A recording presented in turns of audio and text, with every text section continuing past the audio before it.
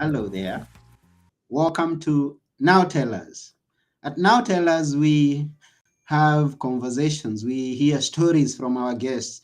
They come to inspire us or educate us on a subject, and always we are having great guests with us. And that means even today, we have a great guest. His name is known as Michael Ringel.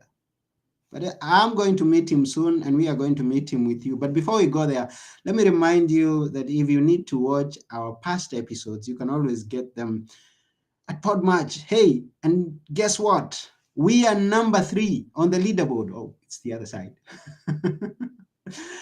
Number 3 on the leaderboard at Podmatch. And this is because you've supported us. You watch, it's because that guests come and give us some good insights. So we've climbed up. So go to now tell us at Podmatch and listen or get to sign up for other podcasts. Or if you're a podcaster, you can get guests at Podmatch. And I won't take one more minute because we have a lot to cover with Michael. So if you're ready to hear from Michael, I'm ready. So let's go and meet Michael. Here we go.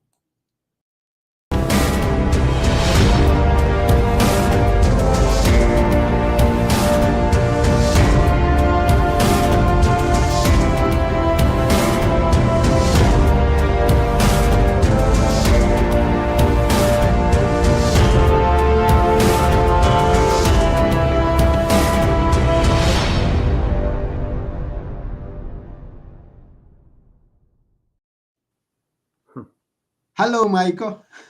Good afternoon, Anthony. How are you? Afternoon. I'm good. How about you?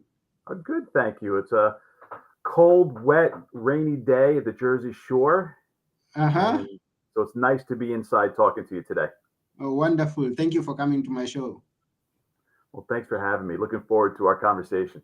Yeah, it's great. And our screen kind of adjusted a bit. I don't know why. Can you check the settings whether you are on HD?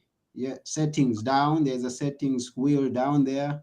Ready? I am on what's standard. I'm on HD now. Oh, that's wonderful. Let's believe that it's going. Yeah, it's improving. Okay, thank you Perfect. very much. It made me better. It made me better looking, right?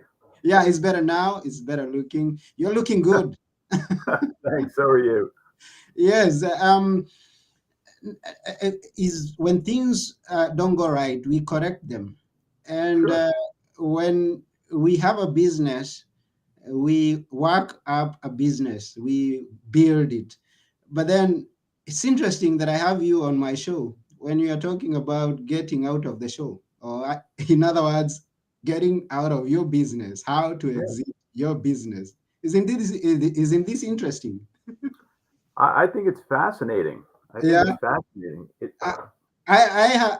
Me and maybe some of our viewers or listeners could be thinking of starting a business and Mhm. not how to exit, but is it the right thing to think about how to exit before I get started on my business? Well, absolutely. In Uh-huh. fact, it should be thought of the second day that you're in business, Wow. right? The Wow. first day you should celebrate you've opened up your doors, and exit planning is part of strategic planning. Mm-hmm. So, what do you want your business to look like? What's the purpose of your business, Mm-hmm. right? And for most people, it's to generate cash flow for themselves, for their family, by providing great customer service, whatever they're doing. Yeah. And eventually, someday, when you start a business, we know with 100% certainty that you will leave your business someday, Mm-hmm. whether it's on your terms, somebody else's terms, or God's terms. Mm-hmm. Wonderful. So, yeah, Uh-huh. And before we even go back deeper into that, let's know who is Michael. So because we need to know in which direction we are going. Yeah, who's Michael? sure. Who am I? I am a Yeah. father of two beautiful daughters, Mm-hmm. aged 20 and 22. I am happily married and with with six dogs, all rescues. My wife and I work with rescues to rescue dogs and get them foster homes. Oh, okay. From a business experience, I'm a certified public accountant that doesn't practice accounting anymore publicly.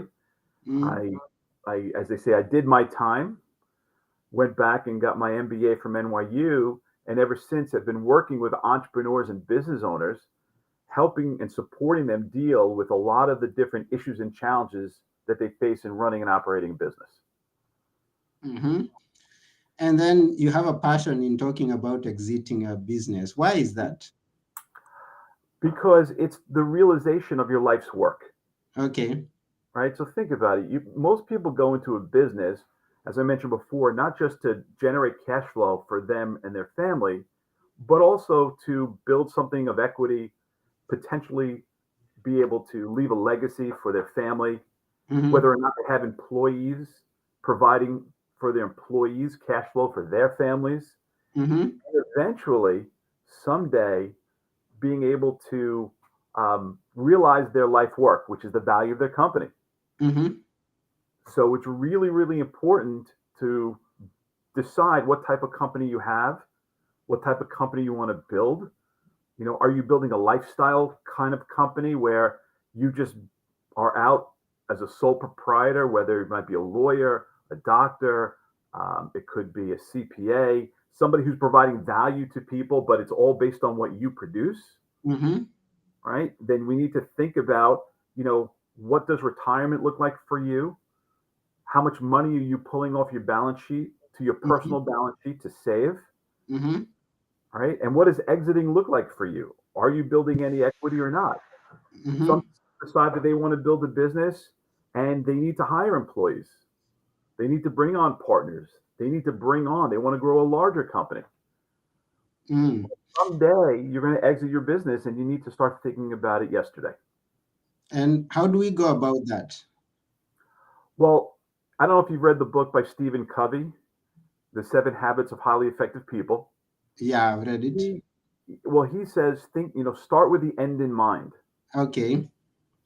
So fast forward 5, 10, 15, 20 years and look back on the time period. So let's say you're looking to exit your business in the next 10 years. Mm-hmm. So fast forward 10 years from now, December of, 2032, and stand in that place and look back on the last 10 years and think about and start planning what had to happen in the growth of your business, in the growth of you personally, Mm-hmm. right? Where you actually are able to leave your business someday. As I mentioned, everybody's going to leave one way or another with 100% certainty, and we don't get a second chance at this. Mm-hmm. It could be it probably is going to be the largest financial transaction of your life, and you need to make sure that the net proceeds of what the business that you sell are going to be able to provide enough cash flow for you for the rest of your life. Mm-hmm. So we need to start strategically planning today, even though you may not leave the business tomorrow. Mm-hmm. We need to start thinking about what it's going to start looking like so that 5, 10, 15 years, 20 years from now, when you do leave your business, you get the most value.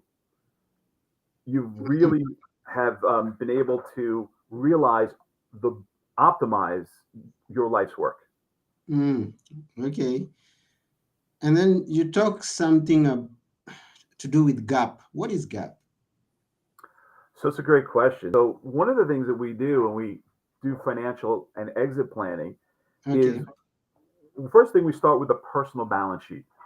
Like, what do you personally own, right? Whether it's your home, investments, retirement plans, what do you currently have on your balance sheet Mm-hmm. that could produce income for you when you retire? Because one Mm-hmm. of the things that business owners don't really recognize or don't understand is the day you transition and sell your business is the day your income stops, Mm-hmm. right? You've been getting a paycheck, maybe you're taking out distributions, and then you sell your business and there's no more cash flow. Yeah. So we have to then talk about how much cash flow do you need or want when you retire Mm-hmm. that's going to allow you to live the lifestyle that you want to live. Mm-hmm. Then the question is there a gap between how much you want and how much you currently have? And if Mm-hmm. there is, and what's going to fill the gap is the value of your business, what's the value of your business today? Mm-hmm. Most business owners don't know the value of their business. They know what's in their IRA, they know what's in their retirement plan. They can just go online and check. Here in the United States and probably around the world, we can go online and find out the approximate value of our house. Mm-hmm. But most people don't have a value. 98% of business owners do not know the value of their business. Mm-hmm.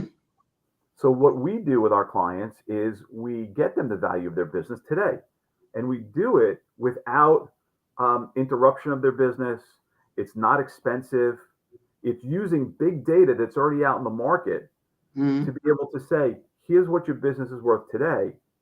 And if you sold your business with that amount of money, less taxes, be able to provide, fill the gap between what you want and what you need. Mm-hmm. And if it's not, then what we focus on is how do you add value? So if your business is worth $1 million, but you need to sell it for 3 million because Mm-hmm. you need that amount of money to live on the rest of your life, how do you add value to your business to get to that point? Mm-hmm. So that's how we look at the gap when we work with entrepreneurs. Oh, wonderful. And what are there different ways of exiting, or it's one idea for everyone? Sure. Uh-huh. Oh, there are plenty of ways, right, to exit. First Uh-huh. and foremost, if you have a business partner, if you were running a family business, let's say you have children in your business, let's say you want to sell to employees. We call it selling to insiders. Well, there Mm-hmm. are ways to transition the business from you to those insiders. And when you do that, you need to take in consideration the tax ramifications of it. We find that there's a potential double taxation when you transfer to insiders if you don't do proper planning. But Mm-hmm. one of the biggest problems is cash flow, right? Most employees and maybe even your business partner may not have the cash to be able to buy you out of your equity in the business. Mm-hmm. Maybe banks won't even give them the money based upon their credit history. So therefore, one of the ways is, you would issue a note to them Okay. to purchase the business, and then they would pay with cash flow, future cash flow of the business. Mm-hmm. But if you don't protect your investment, what happens if the business doesn't do very well? You're at risk because you're not going to be able to get the value of the business when you sold it. Mm-hmm. So you have to be careful there. You know, a business could transfer to an insider if one of the partners becomes sick and can't work anymore, or Okay. they die. Mm-hmm. So you need to make sure you have a very strong buy sell agreement that's fully funded, such that, Anthony, if you and I were business partners and something happened to me, the last thing you would want to do is be in partnership with my spouse because she's never run our business, Yeah. right? But yet she's still entitled to 50% of the profits Mm-hmm. unless you're able to buy my equity out. Okay. Now, if you don't have funding to do that, or there's no life insurance available, then that's going to be a big problem and a big cash flow drain on the business. Mm-hmm. So what we need to do is we need to make sure that there's a properly structured buy sell agreement. We need to make sure that it's fully funded. Like, for example, also, what if I got sick and I couldn't work, but yet I'm still here? I'm still entitled to my half of the business, Yeah. and that would cause a lot of strain that on the business you're running that I'm not participating in. Right. Mm-hmm. So one of the ways is you actually sell a transfer to an insider. Okay. Okay. Ah. An, Another. I'm sorry. Go ahead. Yeah. Go ahead. Yeah. You are telling me us about the ways, the different ways. Yeah. Yeah. Another. Uh-huh. So the other way is you can sell to an outsider. Okay. So somebody who comes along and says either you're ready to exit and you hire a broker and you go out there and proactively try to sell your business, or somebody sees your business and comes along and says, I want to buy your business. Mm-hmm. this year we had two clients who were what we call exit ready. And somebody came along and said, I want to buy your business. They weren't really looking to sell, but they offered them, well, basically, they may have an offer they couldn't refuse, Mm-hmm. and they bought the business. Okay. And if you want to sell to an outsider and the value is not high enough, then you have to start thinking of ways to drive value to the business in order to be able to sell it for more than it's currently worth today. Mm-hmm. Another way you could leave your business is you could die in your business. Mm-hmm. Now, let's say you're a sole proprietor, right? And you have a business and you decided to build the business just for yourself to generate income. Mm-hmm. If you die, your cash flow dies, and the cash flow that your family probably was relying on to live the lifestyle that you want to live. So you need to make sure that your life is protected so that if something happened to you, the cash flow wouldn't stop. Mm-hmm. So those are the three ways that people could exit their business. Okay. And let me ask, do you have some real life examples that you can tell us, some stories that you can share with us that shows us how to go about that? Yeah, absolutely. About Mm-hmm. 5 years ago, I started working with a client who had actually a web design business. Okay. And we started in this process. The first thing we did is we looked at what he currently owns personally. And then we looked at the business, and then we did evaluation. And for the last 2 years, we were focusing on transferring money from his business balance sheet to his personal balance sheet on a tax favored basis. Mm-hmm. And then out of nowhere, somebody came along and said that they wanted to buy his business. What we did was figured out what the value was. Mm-hmm. He actually had a business broker who went out and looked at other offers as well to understand what it was worth. And at the time, it was about $1.5 million. Okay. And we started doing some financial planning so that when he actually got his money, he knew exactly what he was doing with it and why. There was no uncertainty. Mm-hmm. And here in the United States, you pay what is called capital gains tax. So you have to consider taxes, Yeah. trying to mitigate taxes if possible. And the planning that we did, he realized is when he got his money, he knew exactly where it was going. He knew exactly what he was investing in. And he knows that he's going to have enough cash flow for the rest of his life. Mm-hmm.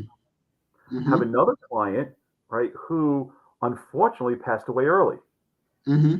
and really didn't take the necessary steps to do proper exit planning. Okay. And the value of his business when he died was zero. Mm. And the reason it was zero is Mm-hmm. is because number one, he had no life insurance on himself, so the family got no money for the business, and because it was a personal service business, there was no handoff relationship between him to another owner. Okay. So here's somebody who did all the right planning and somebody who didn't do all the right planning. And not doing the planning can have devastating consequences financially for you and your family. Mm.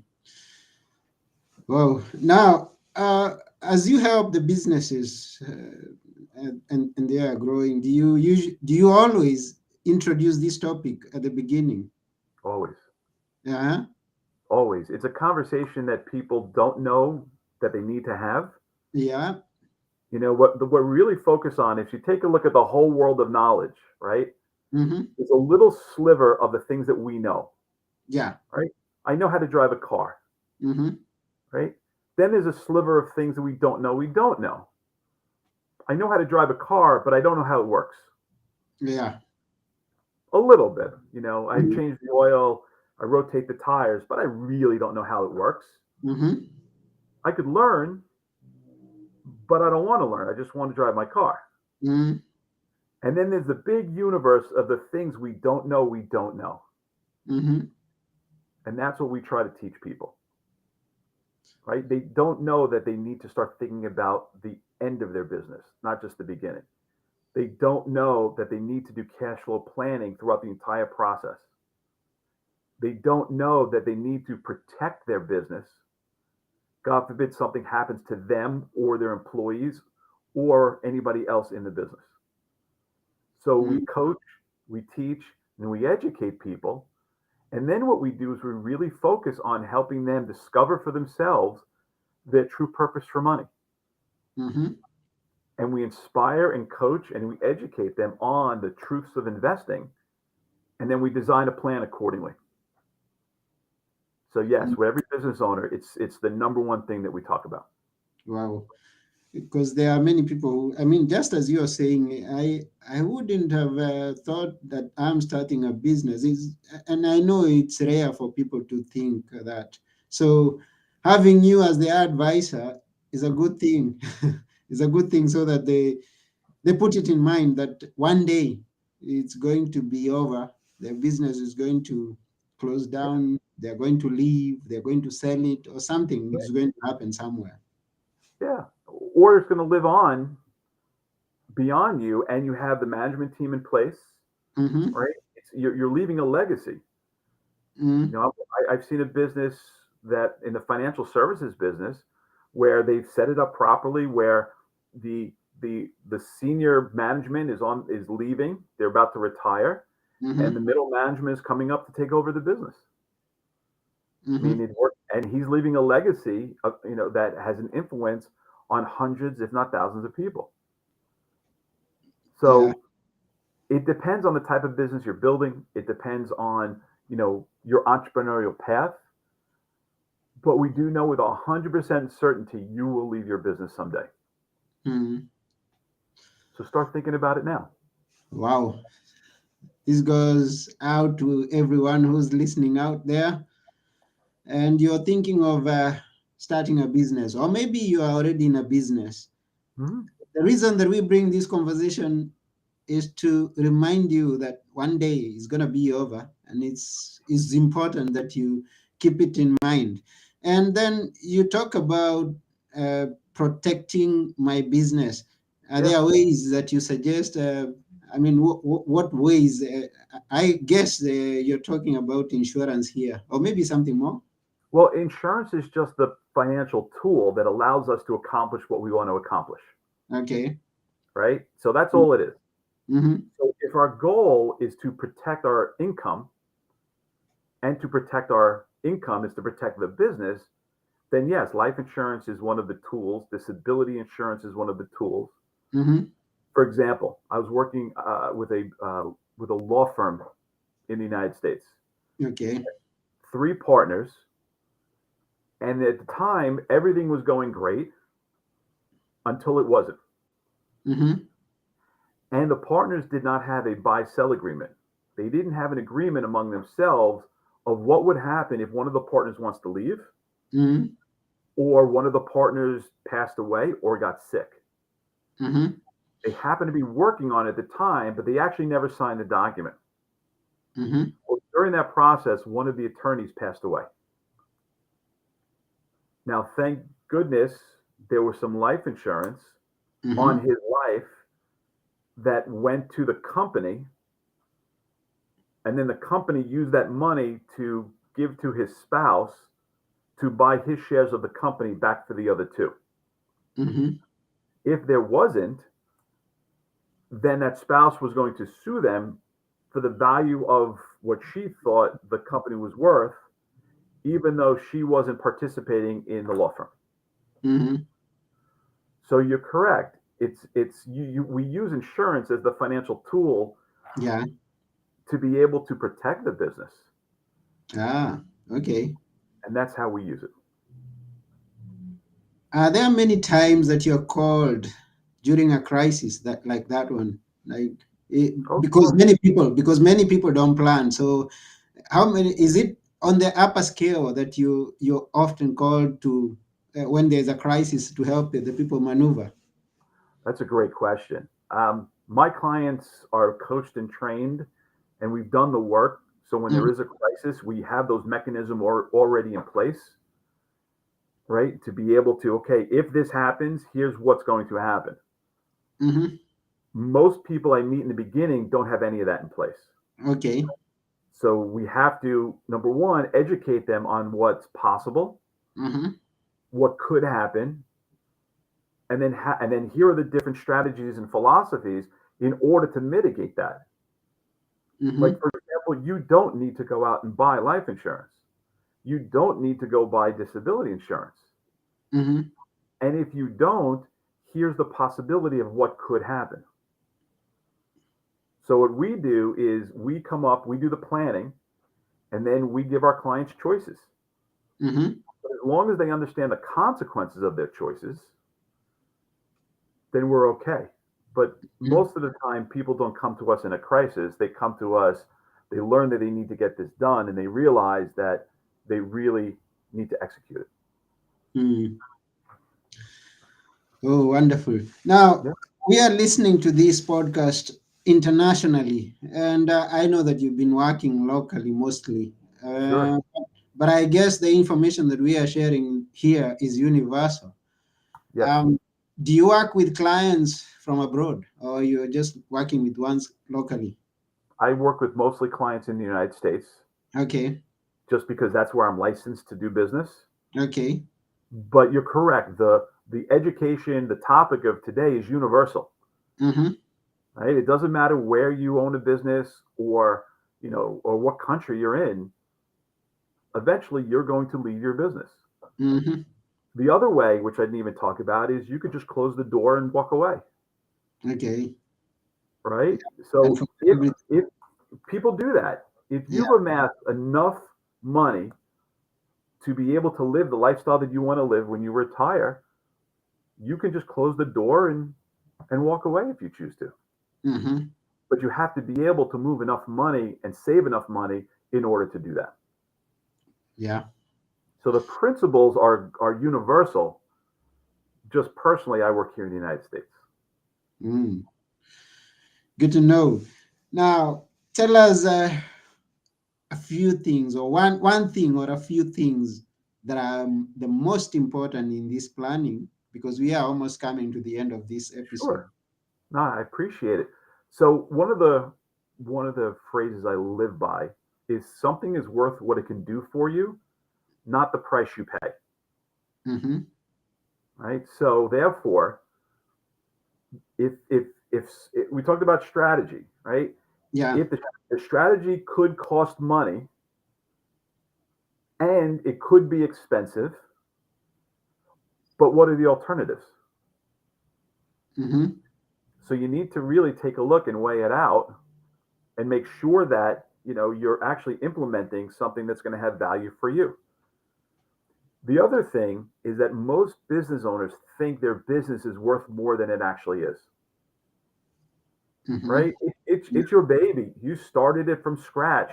You built it up to something, right? Mm-hmm. And to you, it's worth a ton of money, but it's only worth what somebody's going to pay for it. Mm-hmm. I'll give you a great example. I had a car here. It was a 2010 Volvo S80. Okay. Love this car. It was Mm-hmm. my favorite car. I owned it. I had it for 11 years. It had 215,000 miles on it. Now the air conditioning broke and the tires were going and it had mechanical issues, but I love this car. To me, the car was worth a lot of money. Mm-hmm. To anybody else, it was worth zero. Yeah. So they nobody would. So my point being is that your business is worth what somebody's going to pay for it, not what you think it's worth. Mm. And most business owners significantly overvalue what their business is worth. Mm-hmm. I get it. Yeah, It's having a perspective from the inside, not from the, exactly. yeah, I get it. Okay. Wonderful. And thank you very much for sharing everything that you've shared with us. I believe we have viewers there who benefited from Cool. this thing that we have shared. And um, I know there are people in the United States who are listening and they may want to connect with you. Mhm. Yes, because we broadcast everywhere. That's So great. if people want to connect with you and maybe do business with you, how can they connect with you? That's great. So my email address is Ringel at strategiesforwealth.com. My number is 212-701-7967. Mhm. Doesn't cost anything to have a consultation, doesn't cost anything to have a conversation. I love learning about people, their business, their purpose to help them achieve anything that they want to achieve in life. So Mm. thank you for having me. I appreciate the time. Yeah, thank you too. We really appreciate. And also, could you maybe share with us your website or something? Sure. My website is mikeringel.com. MikeRingel.com. Great. You got it right there. Okay, that's www.mikeringer.com. Go to his website and connect with him, and yeah, learn how to exit your business. So we really appreciate you, Michael. And Thank, before we go, we'd like you to leave us with a few words that we should always remember. Those are always important for us. A few words that we should always remember, few whichever they words, are. Your whatever they favorite. are. What your favorite? My favorite, become a foster family for foster dogs. Wow. There are dogs out there all across the country, all across the world that are homeless, that need a good, loving home. Open up your home to a dog for 2 weeks, 3 weeks, a month. It'll change the relationship you have with your family. It'll change a dog's life, and then get it adopted. Wow. That's my public service announcement. That's wonderful. Specifically dogs. Specifically, well, cats too, but specifically dogs. Okay. Any animal. Any animal. Well, you can say just any animal. Foster. Open your home to any animal that needs a home, and it'll have a huge impact on you and your family. Wow. Thank you. Thank you. Yes, that's about it. We really appreciate your time here, Michael. And we also appreciate all the viewers and the listeners. Thank you. Thank you, Anthony. Have a great day. Yes, and this has been your host, Anthony Moirore. And together with our guest, Michael Ringer, was saying bye for now. Bye for now.